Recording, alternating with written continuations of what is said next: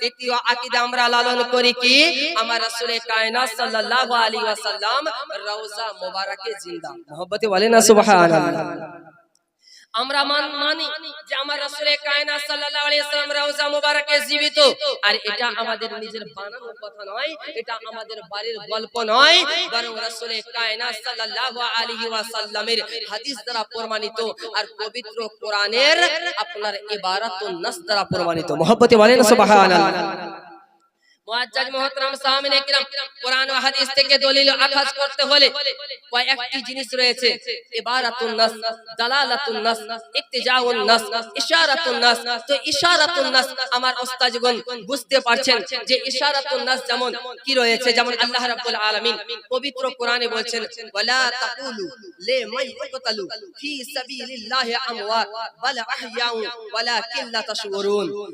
যে ওয়ালা তাকুলু তোমরা মুর্দা বলিও না লিমান ইয়াকতালু ফি সাবিলিল্লাহ, যারা আল্লাহর রাস্তায় শহীদ হয়ে গিয়েছে তাদেরকে মুর্দা বলিও না। কেন? বাল আহইয়াউ, বরং তারা জীবিত রয়েছে, বরং তারা জীবিত রয়েছে। ওয়ালাকিন লা তাশউরুন, তাদের জীবনকে তোমরা উপলব্ধি করতে পারবে না। মহব্বতে বলেন না সুবহানাল্লাহ।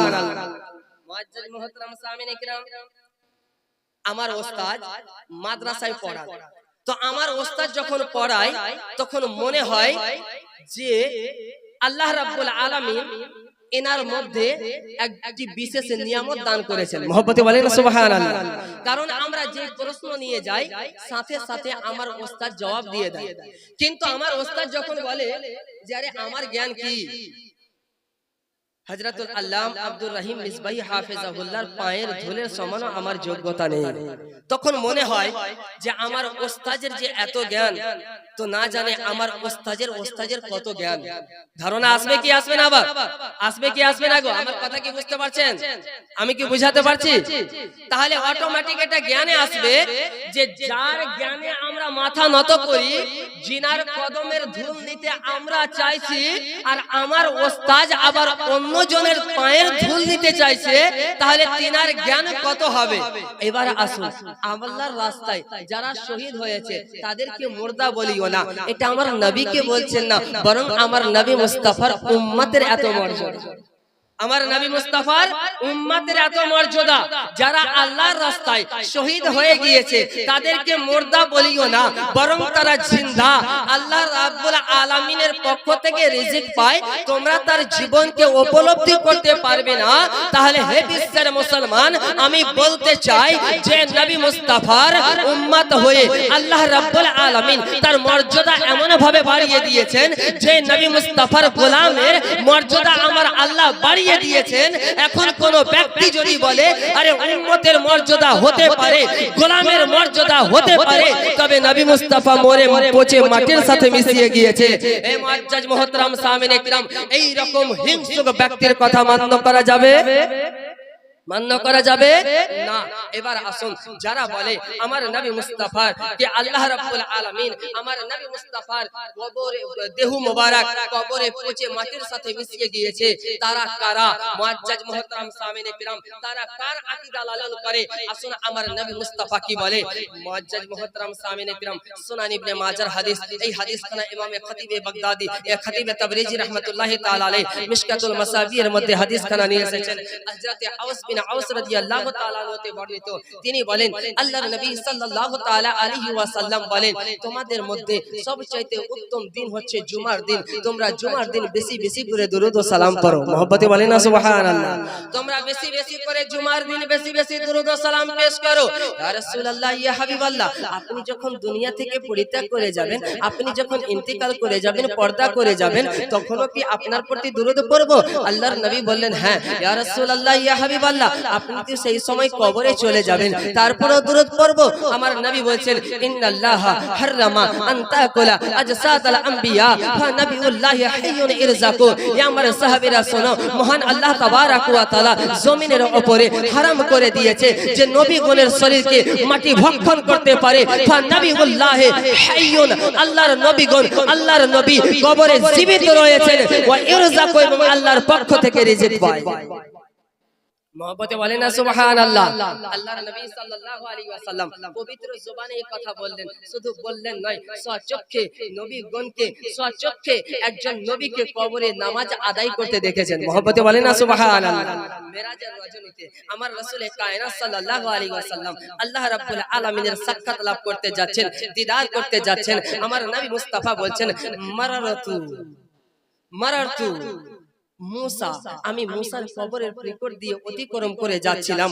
ওয়া হুয়া ইউসাল্লি ফি কবরিহি, মুসা আলাইহিস সালামকে নিজের কবর মোবারকে আমি নামাজ পড়তে দেখেছি। মহব্বতে বলেন সুবহানাল্লাহ। বোঝা গেল আল্লাহর নবী সাল্লাল্লাহু তাআলা আলাইহি ওয়াসাল্লাম শুধু রওজা মোবারকে জীবিত নয়, বরং সমস্ত নবী নিজ নিজ কবরে জীবিত রয়েছেন। মহব্বতে বলেন সুবহানাল্লাহ। আর ইমামে বাইহাকী রাহমাতুল্লাহি তাআলা আলাইহি সহিহ সনদ দ্বারা হাদিস নিয়ে এসেছেন। আর এই হাদিস খানাকে আপনার আহলে হাদিসদের একজন ইমাম নাসিরউদ্দিন আলবানী তার 3টি কিতাবে নিয়ে এসেছেন। আর 3টি কিতাবে নিয়ে আসার পরে বলছেন ইসনাদুহু সহিহুন, এই হাদিসের সনদ হচ্ছে সহিহ। আপনার হাদিস খানা হচ্ছেন ওয়ানা আনাস রাদিয়াল্লাহু আনহু قال হযরত আনাস রাদিয়াল্লাহু তাআলা নতে বর্ণিত, তিনি বলেন আল আনবিয়াউ আহইয়াউন ফি কুবুরিহিম ইউসাল্লুন, সমস্ত নবীগণ নিজ নিজ কবরে জীবিত রয়েছেন এবং নামাজ আদায় করেন। হে মুআজ্জাজ মুহতারাম সামিনে কিরাম, বুঝা গেল আমার নবী মুস্তাফা পবিত্র জবানে বলছেন যে সমস্ত নবী নিজ নিজ কবরে জীবিত রয়েছেন। এখন কোন ব্যক্তি যদি বলে নবী কবরে জিন্দা নয়, বলেন সারা কায়নাতের মানুষ যদি একদিকে চলে যায় আর আমার প্রিয়তম হাবিব সাল্লাল্লাহু আলাইহি ওয়াসাল্লামের হাদিস যদি একদিকে যায়, সুন্নি মুসলমান যাবেন কোন দিকে? বলুন, আমার নবী মুস্তাফার হাদিসে স্পষ্ট যেটা রয়েছে এক বাক্যে আমাদেরকে মেনে নিতে হবে কি হবে না? মুআজ্জাজ মুহতারাম সামিনে কিরাম, একটি হাদিস রয়েছে আল্লাহর সাহাবীদের কি আকীদা ছিল। আমার নবী মুস্তাফা সাল্লাল্লাহু তাআলা আলাইহি ওয়াসাল্লাম পবিত্র জবানে স্পষ্ট করে দিচ্ছেন সমস্ত নবী নিজ নিজ কবরে জীবিত। তবে সাহাবীর কি আকীদা ছিল? প্রথম খলিফা সাইয়্যিদনা আবু বকর সিদ্দিক রাদিয়াল্লাহু তাআলা আনহু, হযরতে আম্মা জান আয়েশা সিদ্দিকা রাদিয়াল্লাহু তাআলা আনহা বর্ণনা করেন যে আমার পিতা হযরতে আবু বকর সিদ্দিক রাদিয়াল্লাহু তাআলা আনহু আমাদেরকে ওসিয়ত করলেন যে আমি যখন মারা যাব, আমি যখন ইন্তেকাল করব, আমার লাশ, আমার দেহখানা রাসূলে কায়নাত সাল্লাল্লাহু তাআলা আলাইহি ওয়াসাল্লামের রওজা মুবারকের সামনে নিয়ে যাবে। রওজা মুবারকের সামনে নিয়ে যাওয়ার পরে রাসূলে কায়নাত সাল্লাল্লাহু আলাইহি ওয়াসাল্লাম থেকে অনুমতি চাইবে। যদি আমার নবী মুস্তাফা রওজা মুবারক থেকে অনুমতি দেয়, তাহলে আমাকে আমার নবী মুস্তাফার পাশে দাফন করবে। যদি অনুমতি না আসে, তাহলে আমাকে দাফন করবে জান্নাতুল বাকিতে। মুহাব্বতে বলেন না সুবহানাল্লাহ। হযরতে আবু বকর সিদ্দিক রাদিয়াল্লাহু তাআলা আনহু কি বললেন যে আমার অনুমতি চাইবে আমার নবী মুস্তাফার কাছে। আমার নবী মুস্তাফা যখন ইন্তেকাল করলেন, হযরতে আম্মা জান আয়েশা সিদ্দিকা রাদিয়াল্লাহু তাআলা আনহা বর্ণনা করেন ওসিয়ত মোতাবেক আমার নবী মুস্তাফার জান আমার হযরতে আবু বকর সিদ্দিকের আপনার দেহখানা আমার নবী মুস্তাফার সাল্লাল্লাহু আলাইহি ওয়াসাল্লামের রওজা মুবারকের সামনে নিয়ে যাওয়া হলো। রওজা মুবারকের সামনে নিয়ে যাওয়ার পরে অনুমতি চাইছে, ইয়া রাসূলুল্লাহ, ইয়া হাবিবাল্লাহ, আপনার গোলাম ওসিয়ত মোতাবেক আপনার গোলামকে নিয়ে এসেছি। ইয়া রাসূলুল্লাহ, যদি অনুমতি হয় তাহলে দাফন করব। ইয়া রাসূলুল্লাহ, অনুমতি না হলে জান্নাতুল বাকিতে নিয়ে যাব। রওজা মুবারক থেকে আওয়াজ আসছে, ওদখুলু, তাকে প্রবেশ করিয়ে দাও, তাকে দাফন করিয়ে দাও। রাবী বর্ণনা করে যে এই আওয়াজ আমরা শুনতে পাচ্ছি, তবে কে বলছে এটা আমরা দেখতে পাই না। বুঝা গেল সাহাবীদের আকীদা নবী মুস্তাফা রওজা মুবারকে জীবিত।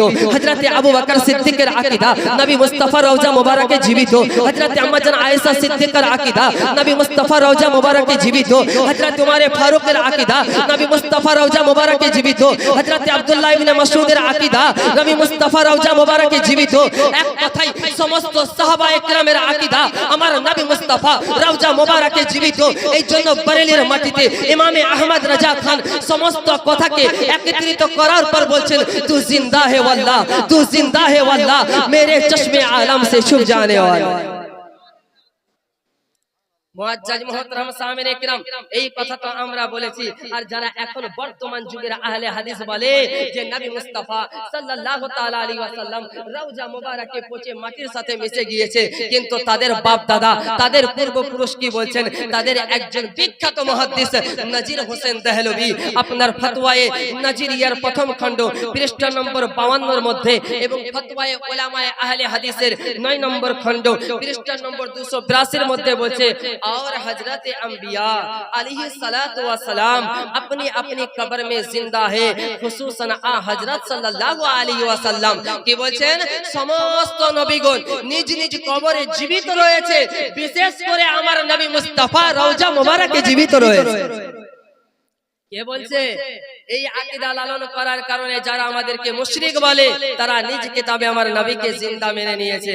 শুধু তাই নয়, তাদের একজন বিখ্যাত আলিম মাওলানা ওয়াহিদুজ্জামান ইবনে মাজাহ শরীফের সুনান ইবনে মাজাহ শরীফের অনুবাদ করতে গিয়ে আপনার সেই কিতাবের প্রথম খণ্ড পৃষ্ঠা নম্বর 452 এর মধ্যে বলছে তো কুল पैगंबरों के जिसमें जमीन के अंदर सही व सालिम है, সমস্ত নবীগণের শরীর মোবারক রওজা মোবারকে সহি সালামতে রয়েছে। मोहब्बते बोले ना सुभान अल्लाह। सही सलामत রয়েছে और रूह तो सबकी सलामत रहती है, बस आ हजरत सल्लल्लाहु अलैहि वसल्लम मा जिसमें सही और सालिम और कब्र शरीफ में जिंदा है।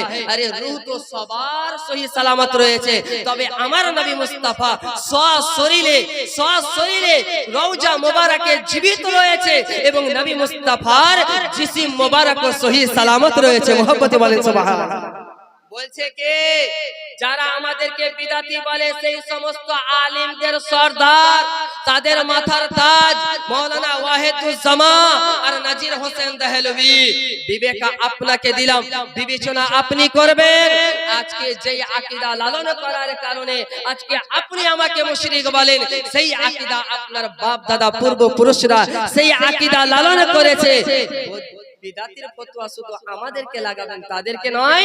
আপনাদের জন্ম কি শুধু সুন্নি আলেমদেরকে বিদাতি বলার জন্য? নিজের পক্ষে যদি যায় তাহলে কি তাদেরকে বিদাতি বলা যাবে না?